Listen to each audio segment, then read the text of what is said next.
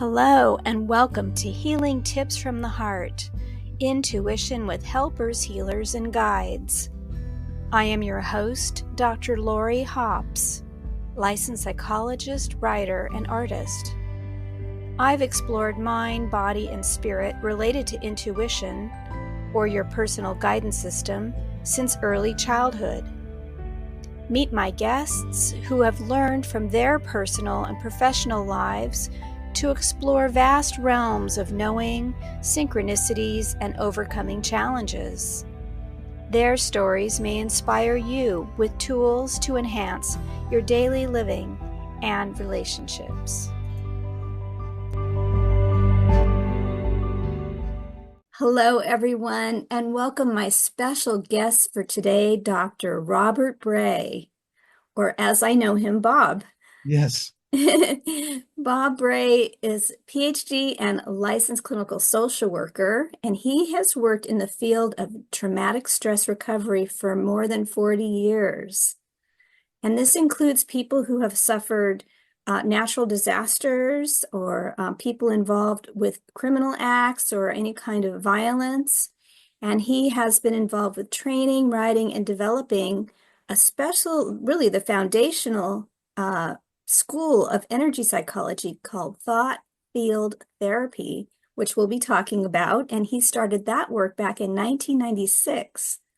Dr. Bray has a book called Heal Traumatic Stress Now, Complete Recovery with Thought Field Therapy, No Open Wounds. And this is a self-help guide for anyone struggling with overwhelming stress. And Dr. Bray has also been a trainer for many years in the field of critical incident stress recovery. And so we'll be talking some about that as well. So welcome, Bob. How are you today? I am well, and thank you for having me here. I've been looking forward to this for a while because I think that you do a wonderful service by bringing this information forward in a form that people can just use it. And that's one of the beauties of thought field therapy, TFT, is as far as I've been able to see in the research, there is no counterindication for doing tapping, whether it's TFT or EFT or because either it works or it doesn't do anything. I just want people to know that I've met you, of course, in person, work with you on the board of directors for the Association for Comprehensive Energy Psychology, and I've seen really your open-hearted generosity because not only are you a master trainer and you've been around and doing this work for years with tons of experience, but I've seen you help people in situations where there was nothing really for you to personally gain besides your goodwill. And offering that, there's been times, sometimes people will get a little upset when they hear things, let's say at a conference or because it brings up memories or something for themselves, and you'll take people quietly off to the side and work with them just to kind of help stabilize and regulate them. So I just wanted to thank you from my heart to yours and let people know about that. So not only will we share today in your wisdom and experience, but also that generous heart that you have. Oh, thank you. And thank you for giving this opportunity. I mean, at this point in my life, I'm 73 now. Well, my wife just turned 73. I'm actually 72, but as soon as she turns 73, I just say I'm 73. Just don't want to raise that up again, that she's a little older than me. Even though you just told everybody.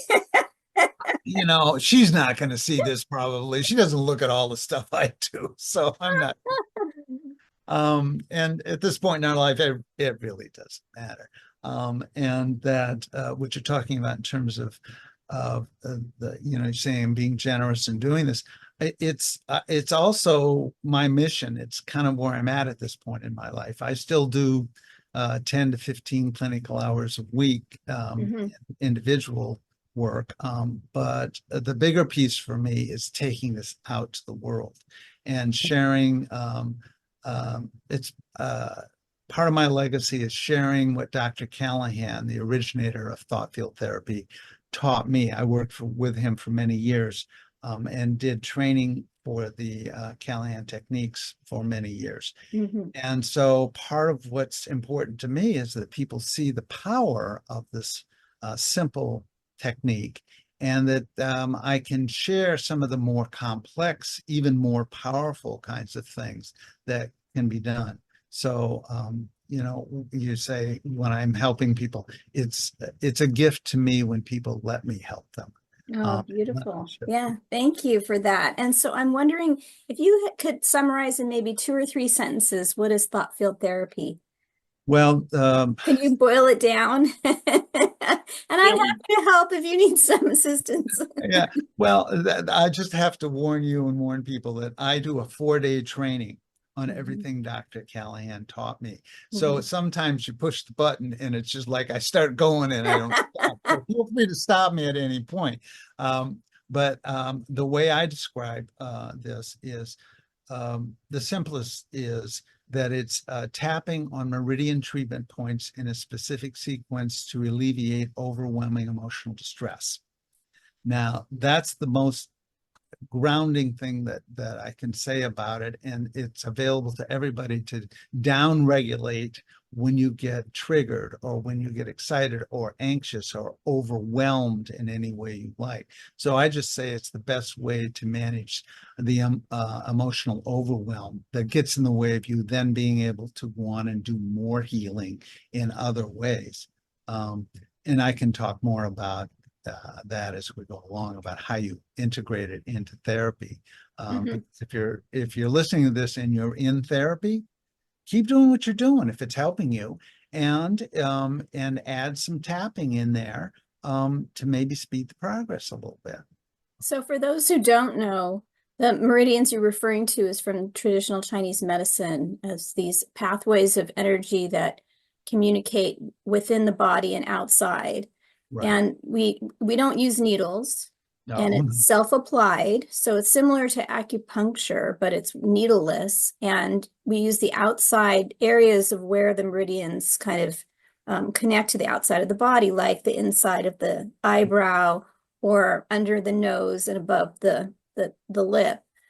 So could you demonstrate for someone, you mentioned stress or anxiety, of how you would help someone? Let's say I'm coming in and I'm really, really worried about taking an exam, or I'm going to be maybe a parent for the first time, or I'm facing Well, some illness in mm, myself or others that I love, and I'm feeling agitated or maybe even upset about things that are going on in the world, um, and well, feeling overwhelmed. Like, the how gloss would you help someone like that?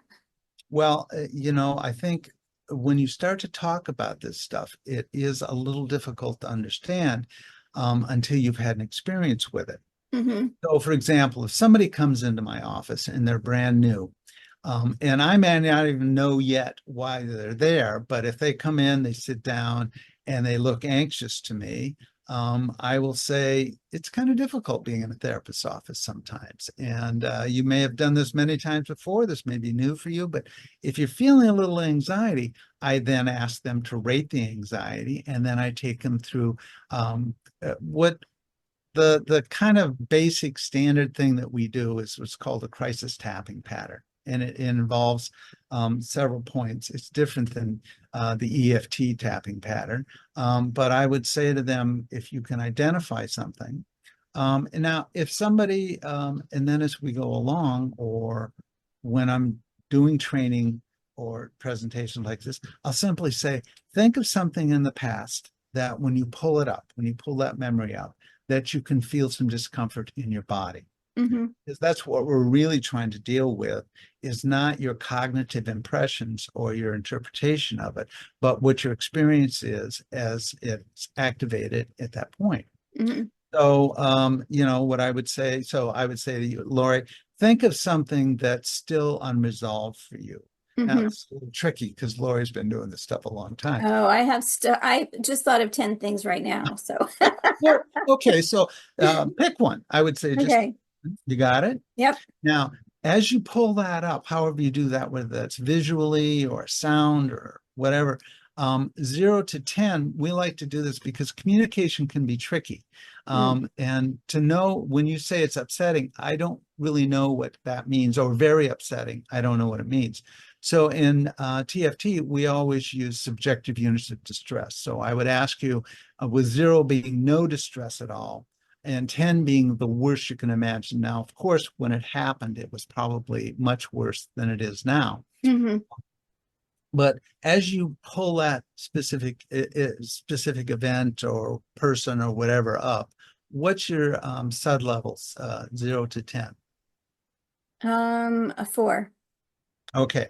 So, and so what I would do is just say, follow me through on this tapping pattern.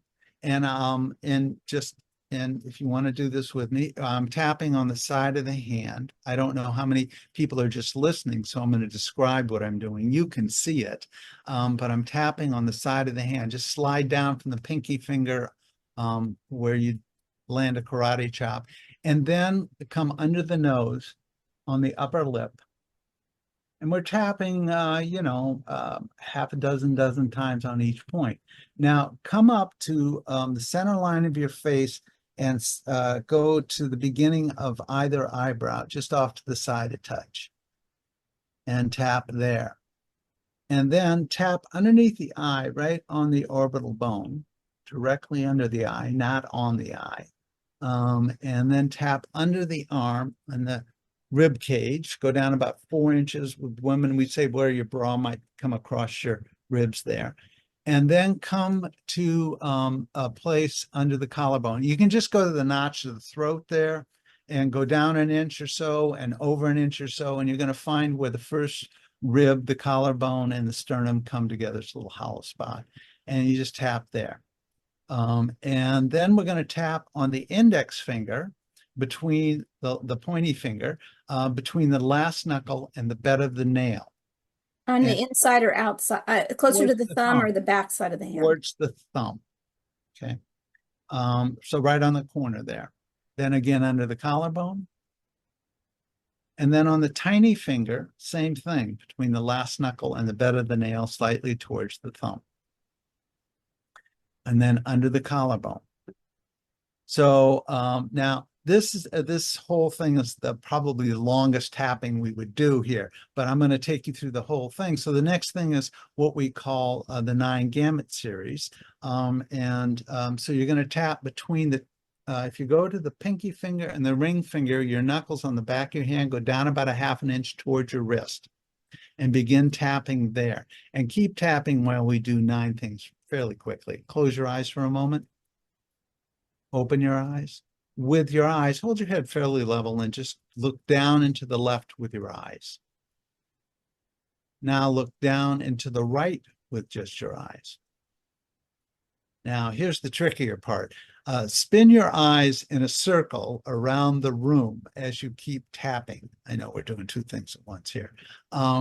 This is the hardest So when part. you say spin your eyes around, you mean make a circle from as if your nose is the center and you're going around yourself? Yeah, no, it's so look at the floor in front of you. Yeah. Now look to the wall to the right of you. Now Mm-hmm. look to the ceiling above you. Mm-hmm. Now look to the wall to the left. Mm-hmm. Now look to the floor. Mm-hmm. Now do that. Do that. Slowly. Yeah, all the way around. So you're connecting them Yep. counterclockwise. Yeah. Now go clockwise. So whatever direction you were going, go the opposite direction. There you go. You do it very well. I've practiced it a couple thousand Yeah. times. Okay. Now, now here's the kind of the strangest part to this is hum a couple of bars of any tune. And then count out loud. 2, 4, 6, 8, 10. And then hum again. And then what we do is we repeat tapping on those meridian points that you were describing before. So the first one's the side of the hand, then under the nose, then the beginning of the eyebrow, then under the eye, under the arm, under the collarbone, index finger, under the collarbone, tiny finger, under the collarbone. Okay, now pull up whatever it was before. Have a drink. Yes, whatever your coping mechanism is, yes. Mine is water. Okay. So now pull up however you did it before, whether it was an image or a sensation or whatever. And now notice what you feel in your body. Now go back to wherever you were noticing it in your body before and rate it again now from 0 to 10. And don't worry if it didn't change for you, don't get worried about it. It just means you need a little different tapping pattern or something different. But what did you notice? So it was a 4 and it went down by half. So it's a 2 now. It's a 2. Mm-hmm. Okay. So now what I would say is if you're sitting in my office, I would say, maybe 2's fine. It depends on what it is, because some events in our life are always going to evoke certain emotions that are uncomfortable. Mm-hmm. But what I would say to people is if you don't need that anymore, if you want to try to get that down a little bit, what I would say is if you're just doing the standard thing, you can just repeat what I did. Now that's available. If you go to my website, rlbray.com, and click the button that says try TFT, it'll take you to a YouTube video Mm-hmm. that just takes, you can see just what I did here and it'll do it again. So that's available to you. Or you can just go to YouTube and put my name in and say demonstration TFT. So there's ways to do it. So I would just say, let's try it again. Now, I know that I have limited time with you. So Yes. I'm going to suggest that we maybe just try something a little more advanced. Well, a lot more advanced. So I'm trained at the highest level, probably the best trained TFTer from in terms of working with Dr. Callahan as anybody. So I use kinesiology muscle testing to connect Mm-hmm. and to test what would be the better tapping pattern. So I'm going to go ahead and, if you're okay with it, I'm going to go ahead Yeah. and do that and see if there's any more that we need to do, or you may be done it too. So the way I'm going to demonstrate is you'll notice that I've got my hand up here and you'll see my finger coming up and down. So for those who are only listening, can you Yeah. say what you're doing? Yeah. I just put my hand up on my chest so I could be seen on the camera. And I use my index finger as the indicator muscle when I'm doing surrogate testing for somebody else. So in this case, I'm doing surrogate testing with Lori's permission for her. So what'll happen is because the energy we talk about is non-linear, it's non-temporal, it's we connect soon as we make the decision to connect. Some say it's intention. We don't need to get into that. But so anyway, just so you can see what's going on, and let's see how this connection is working. So Lori, if you would just say a positive statement like, I want to be healthy. I want to be healthy. Now, my finger engaged strongly, so that's a true statement. Let's say something like, I am in Massachusetts. I have to warn you before I say something. Yeah. I may not be the best person to do this with Well, that's okay. because I tend to register truth for possibilities. What I would ask you to do is say, I am currently in this moment in Massachusetts. We'll see what happens. Okay, we'll give it a try. I am currently in this moment in Massachusetts. I get a strong reading on that, which we know is not true. In thought field therapy, we would say that's because there may be a reversal as she thinks about this in this very complex way. So, Lori, just tap the side of your hand a few times. I want to see if this. I actually don't think it's a reversal, but Well, it doesn't matter. If it doesn't, it doesn't. yeah, Say I'm in Massachusetts right now. I am in Massachusetts right now. Interesting, because now my finger is weak. Okay. Say I'm in California. I'm in California. Okay. Now, what I want you to do is pull up that thought, or I don't know if it's a picture or is it? Oh, that I tapped on? Yeah. Okay. Is it a picture? Do you think? Are you? It can be, yeah. It's many things. Okay. Well, Yeah. whatever it is, just pull it up again. Yeah. Okay. Say this event. This event. Now my finger test wink. which in TFT means that there's a perturbation or disturbance that's still present. Yeah. So what I would say is, let's see if we can find a tapping pattern that may resolve that. Okay. Just say I want to be over this event. I want to be over this event. I get test strong. So what I'm going to do is, if it's okay with you, I'm just going to find tapping points on my own body and test to see what I can find. Beginning of the eyebrow. Tap the beginning of the Oh, eyebrow. you want me to tap? Yeah, I'll have you tap as we go, and then tap under your eye. Tap on the outside of your eye, on the corner there in the temple. Tap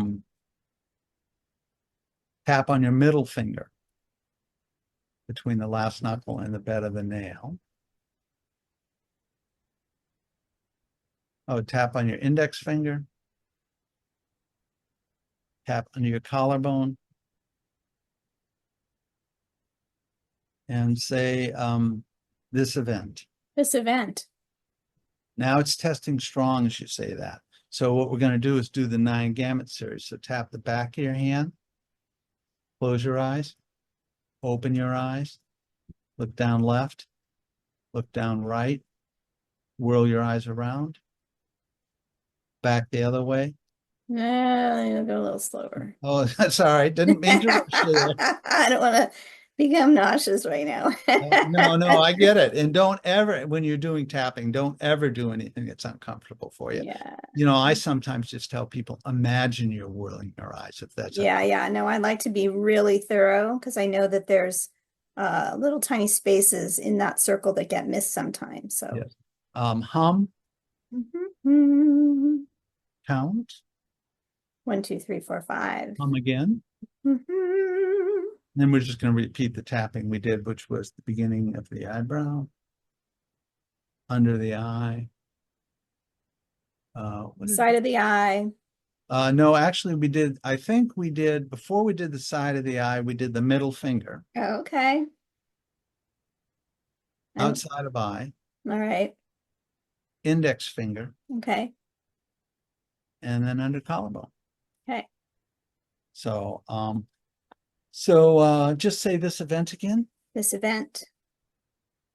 See, now it's testing strong when she says this event now. And so, but that's just what my experience is working with her. The more important thing is, Lori, as you pull up that event now, what is the SUD level, subjective unit of distress, as you focus on it now?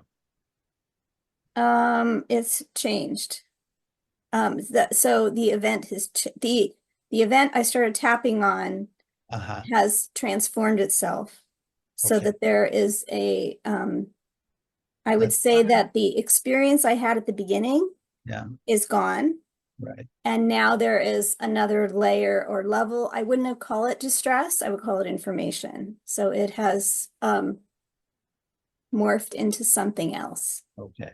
Now, and with that new information, you feel distress with that?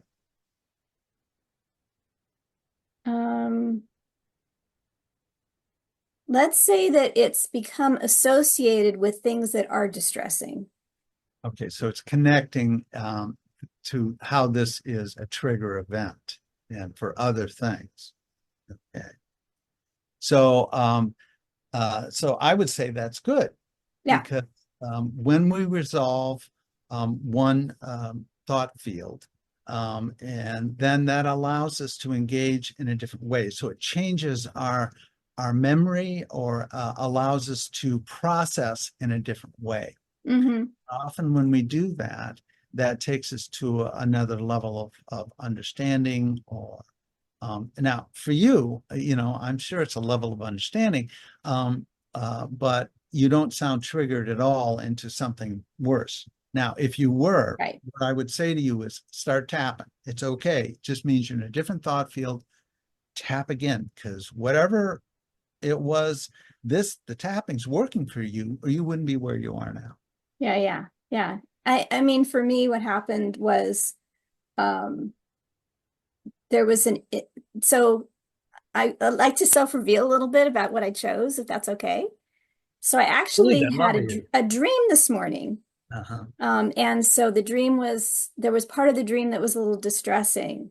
And I wasn't sure what it was connected to, but I just thought, okay. And then when you said, let's come up with an example, which frankly, I wasn't expecting to do today, um, that came in. And I thought, well, this is as good as anything because I really don't know what it's connected to, but it certainly was an upsetting scene in the dream, personalized to me. But after the tapping sequences, especially the last one we just Right. did, it dropped, the personalization of that dream dropped away completely. Oh. And Oh. so then it became part of kind of the universal consciousness Mhm. of these sorts of events and That, what they represent to the human consciousness and collective.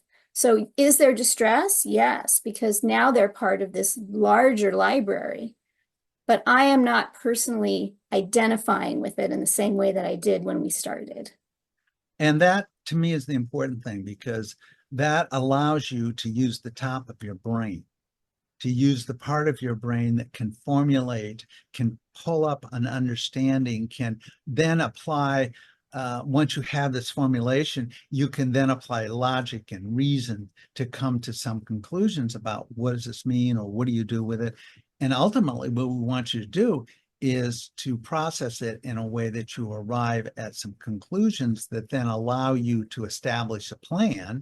And then you can activate that plan by taking action.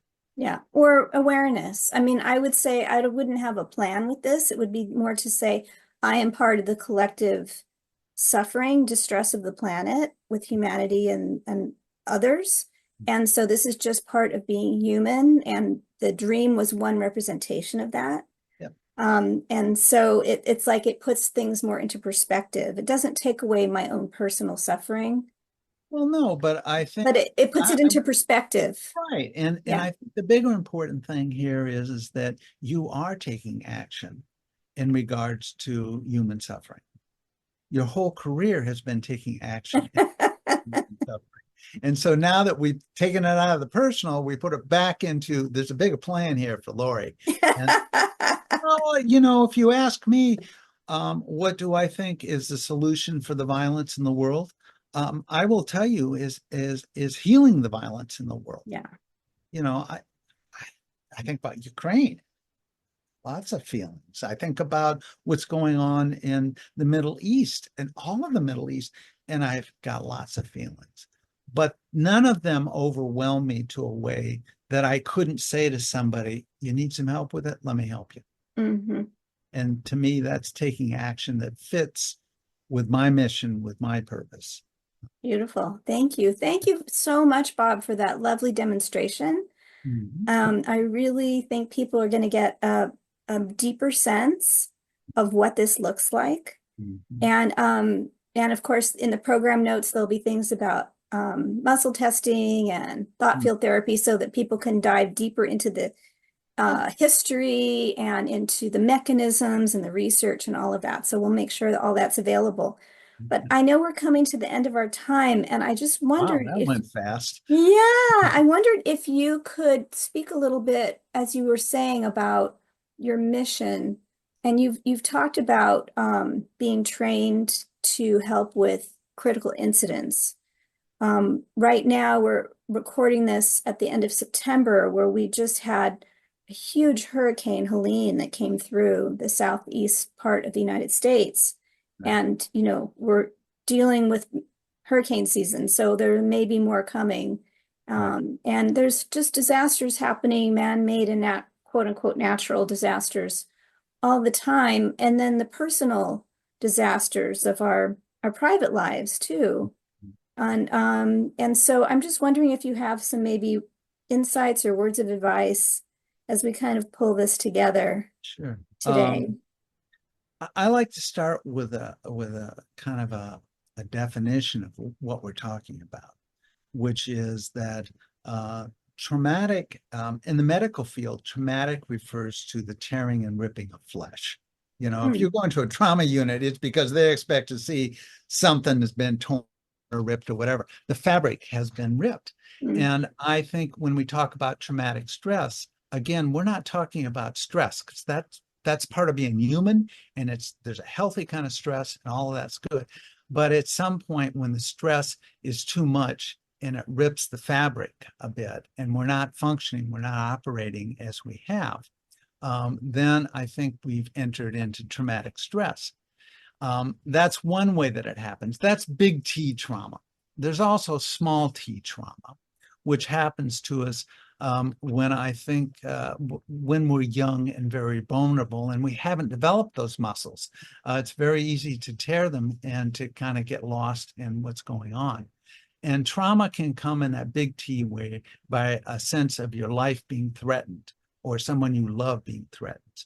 And in a hurricane, that's pretty clear what's going on.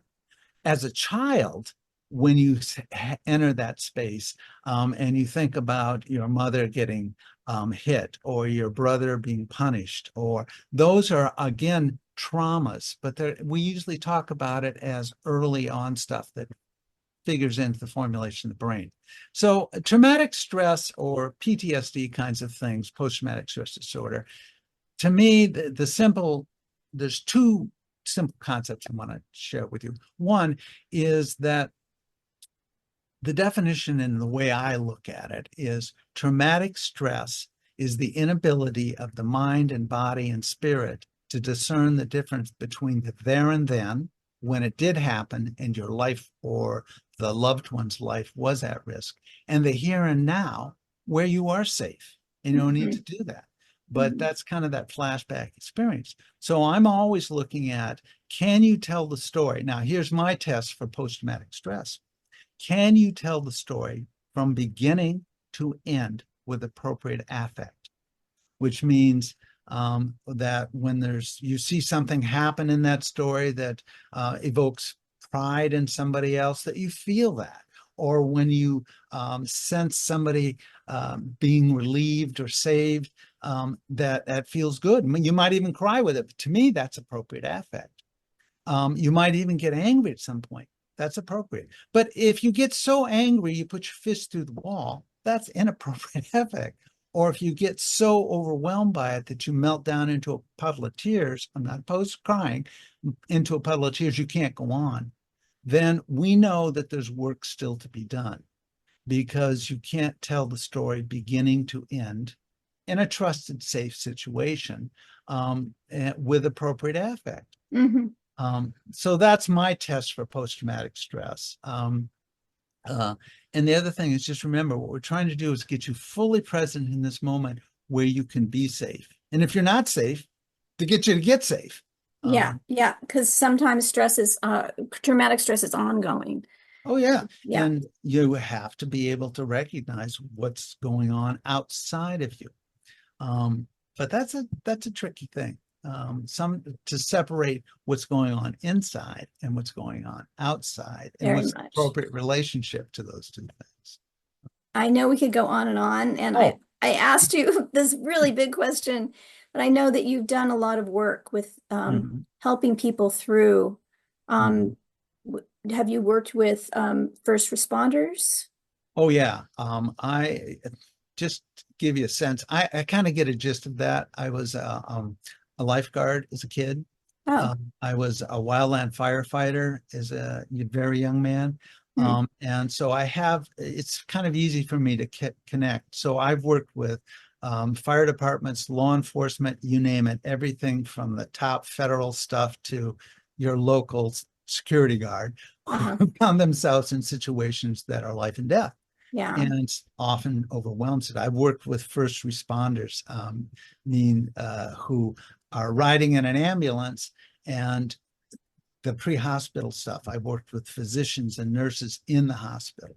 So I've got a full range of how these things can get activated. Yeah. And I've done trainings for fire departments, police, medical, and it's always just wonderful to see how that changes. Oh, I'm so glad that you joined us today, Bob. And do you have anything else you'd like to say before we say goodbye to everyone?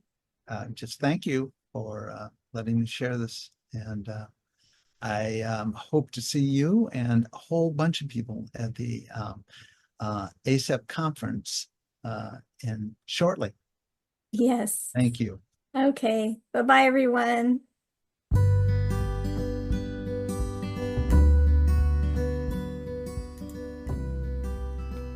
Thank you for joining us for today's podcast.